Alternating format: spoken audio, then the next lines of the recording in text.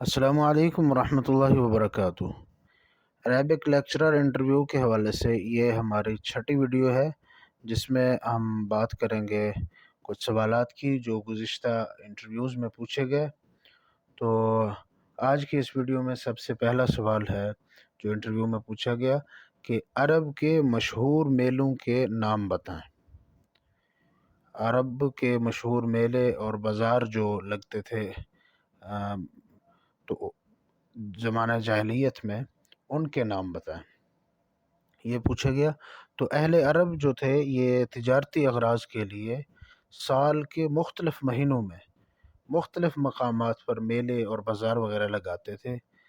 تو طبیعت انسانی کا یہ خاصہ ہے کہ جب بہت سے آدمی کہیں اکٹھے ہو جاتے ہیں، جمع ہو جاتے ہیں، تو آپس میں گفت و شنید، تبادلہ خیال اور شعر و شاعری کی مجلس قائم کر لیتے ہیں۔ تو عرب قوم بھی اسی طرز پر جو ہے میلے اور تجارتی اغراض کے لیے بازار لگاتے تھے۔ تو اس میں تین مشہور جو بازار تھے، تین مشہور میلے جو تھے، وہ تھا ایک عکاظ، دوسرا مجنہ اور تیسرا ذوالمجاز۔ تو عکاظ جو ہے یہ نخلا اور طائف کے درمیان مکہ سے تقریباً 3 منزل کی مسافت پر ایک بستی ہے، جو کہ سن 540 سے یہاں پہ میلہ لگنا شروع ہوا اور اسلام کے بعد یہ سلسلہ جاری رہا، اور پھر یہ تقریباً ہجری 129 میں خوارج نے لوٹ مار کرنا شروع کر دی، تو پھر یہ ختم ہو گیا۔ یہ میلہ یکم ذی القعدہ سے 20 ذی القعدہ تک قائم رہتا تھا، اور بعض نے لکھا ہے کہ شوال کا پورا مہینہ بھی یہ میلہ قائم رہتا تھا، یہ عکاظ کا میلہ۔ تو یہ طائف کے درمیان مکہ سے 3 منزل کی مسافت پر ایک بستی ہے جہاں پہ یہ میلہ لگتا تھا۔ دوسرا ہے مجنہ، یہ مکہ سے کچھ میل پر ایک نشیبی علاقہ تھا، ایک جگہ تھی، وہاں پہ یہ بازار لگایا جاتا تھا۔ یہ بھی اسی طرز کا بازار تھا، یہ بھی مشہور تھا۔ اور تیسرا جو مشہور بازار تھا جہاں پہ میلہ وغیرہ لگایا جاتا تھا، وہ ہے ذوالمجاز۔ عرفات کے پیچھے منا میں ایک مقام ہے جہاں پہ یہ میلہ لگایا جاتا تھا۔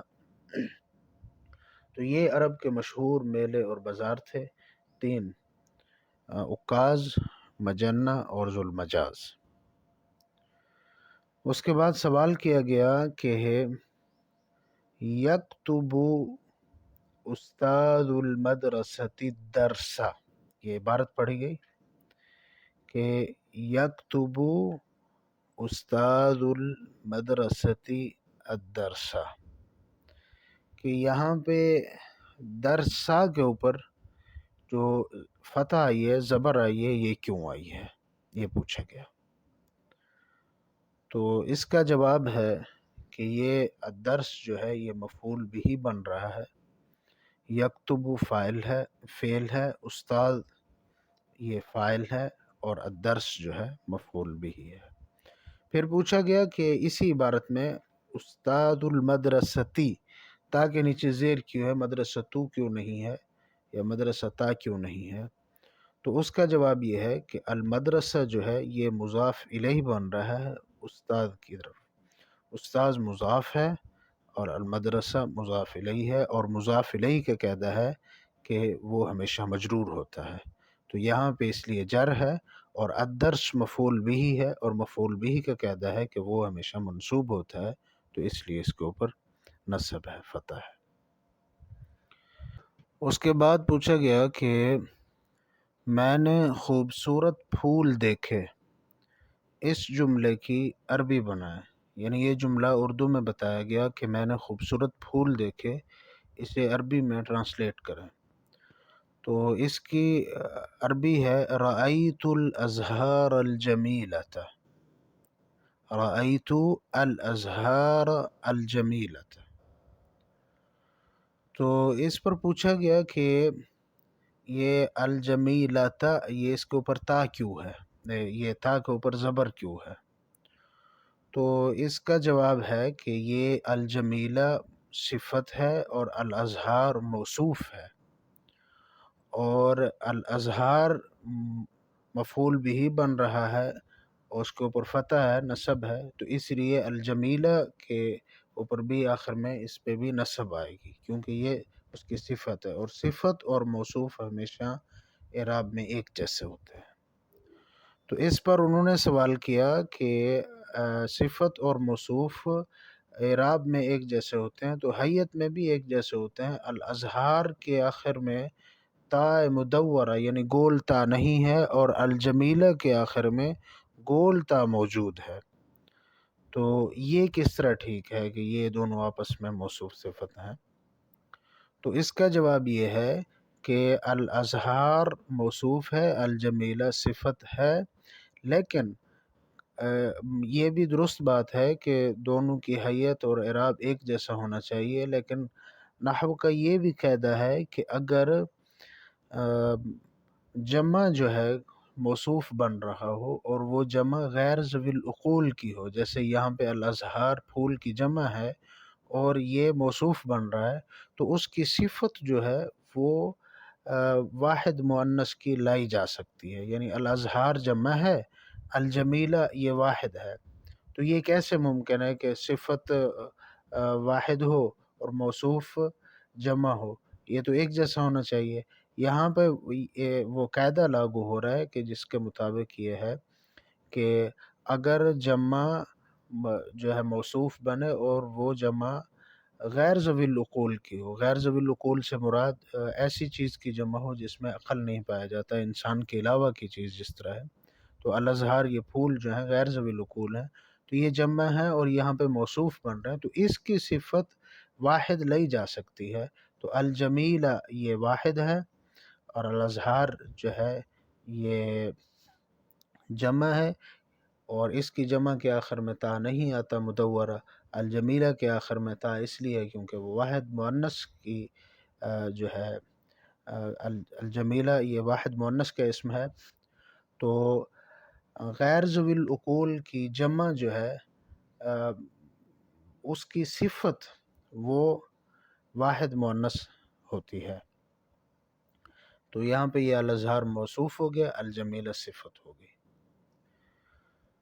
تو یہ ہو گیا۔ اس کے بعد پوچھا گیا کہ عبارت بتائی گئی کہ الحسن والحسین سیدہ شباب اہل الجنہ، تو یہاں پہ یہ سیدہ کیوں ہے؟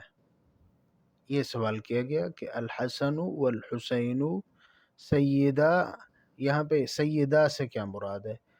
تو یہ اصل میں یہ سیدان ہونا چاہیے تھا کہ حسن اور حسین رضی اللہ تعالی عنہما یہ دونوں سردار ہیں، تو یہاں سیدان یہ صیغہ ہے تثنیہ کا، یہاں سیدہ کیوں ہے؟ نون کہاں پہ چلا گیا ہے؟ تو اس کا جواب یہ ہے کہ نون جو ہے یہ اضافت کی وجہ سے گر گیا ہے۔ عرب نحو کا قاعدہ ہے کہ جب تثنیہ کا نون جو ہوتا ہے، جس طرح یہ آخر میں سیدان کا نون ہے، تو یہ آگے شباب کی طرف مضاف بن رہا ہے، شباب جو ہے یہ مضاف ہے، پھر یہ اہل کی طرف مضاف ہے اور پیچھے سیدہ کی طرف جو ہے مضاف الیہ ہے، تو یہ اضافت کی وجہ سے سیدہ کا نون گر گیا ہے، اس لیے الحسن والحسین سیدان کی بجائے سیدہ شباب اہل الجنہ ہے۔ اس کے بعد سوال کیا گیا کہ عرب کے شعراء کے کتنے طبقات ہیں اور کون کون سے طبقات ہیں؟ تو عرب کے شعراء کے جو ہیں 4 طبقات ہیں۔ نمبر 1 جاہلی شعراء، نمبر 2 مخزرمی شعراء، نمبر 3 اسلامی شعراء، اور نمبر 4 مؤلد شعراء۔ تو جاہلی شعراء کا زمانہ جو ہے یہ اسلام سے پہلے کا زمانہ جو ہے جاہلی شعراء کا زمانہ ہے، اور مخزرمی شعراء انہیں کہا جاتا ہے جنہوں نے اسلام کا زمانہ بھی دیکھا ہو اور جاہلی زمانہ بھی دیکھا ہو۔ اس کے بعد آتا ہے اسلامی شعراء، تو وہ اسلام کے بعد کے شعراء جو تھے۔ مؤلد شعراء سے مراد وہ ہیں جن کی لسانی قوت بگڑ گئی اور انہوں نے مصنوعی فنکاری کے ذریعے اپنی لسانی کمی کو پورا۔ اس کی مزید تفصیل آگے انشاءاللہ بیان ہوگی۔ یہ مختصر یہ سوال کا جواب اتنا ہی ہے کہ عرب کے شعراء کے طبقات 4 ہیں اور وہ یہ ہیں۔ اس کے بعد سوال کیا گیا کہ اس یونیورسٹی کے طالب علم کامیاب ہو گئے، اس جملے کی عربی بنائیں۔ اردو میں جملہ بتایا گیا کہ اس یونیورسٹی کے طلباء جو ہیں وہ کامیاب ہو گئے، اس کی عربی بنائیں۔ تو اس کی عربی ہے فاز طلاب هذه الجامعة، فاز کامیاب ہو گئے، طلاب هذه الجامعة اس یونیورسٹی کے طالب علم۔ تو اس کے بعد پوچھا گیا کہ فاز کیا ہے،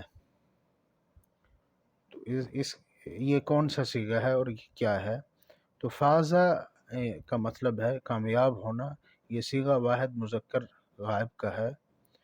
تو اس پر سوال کیا گیا کہ طلاب جمع ہے اور فاز صیغہ واحد مذکر کا آپ نے استعمال کیا ہے، تو یہ کیسے ٹھیک ہے؟ یونیورسٹی کے طالب علم کامیاب ہو گئے، تو فازہ جو ہے، لفظ فازہ یہ آپ نے بتایا کہ واحد مذکر کے لیے استعمال ہوتا ہے، تو آپ نے آگے طلاب جو استعمال کی، یہ تو جمع ہے، تو یہاں پہ فازہ کے بجائے جمع کا صیغہ فازو کیوں نہیں استعمال ہوا؟ تو اس کا جواب یہ ہے کہ جب فاعل جو ہوتا ہے فعل کے بعد اس کے ساتھ متصل ہو کر آئے تو فعل واحد مذکر کا استعمال کیا جا سکتا ہے اگرچہ فاعل جمع ہو، جس طرح اس عبارت میں ہے کہ فاز طلاب هذه الجامعہ، کہ اس جامعہ، اس یونیورسٹی کے طالب علم کامیاب ہو گئے۔ تو یہ آج کی ویڈیو کے سوالات تھے۔ اگلی ویڈیو میں انشاءاللہ مزید سوالات جو گزشتہ انٹرویوز میں پوچھے گئے ہیں۔ اگر آپ کو یہ ویڈیو مفید لگی ہے تو ویڈیو کو لائک کریں، شیئر کریں اور چینل کو سبسکرائب کریں۔